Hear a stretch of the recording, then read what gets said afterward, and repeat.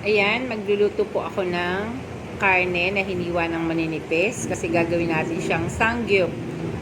Yung mga kinuha kong lettuce sa Tagaytay, ayan na, papalaman natin dyan. So, nagawa lang ako ng sausawan, suka, toyo, ketchup, pamenta, ayun, pinaghalo-halo ko lang siya para habang piniprito ang karning baboy ay papahid-pahiran ko lang ng ginawa kong sauce para maging malasa siya.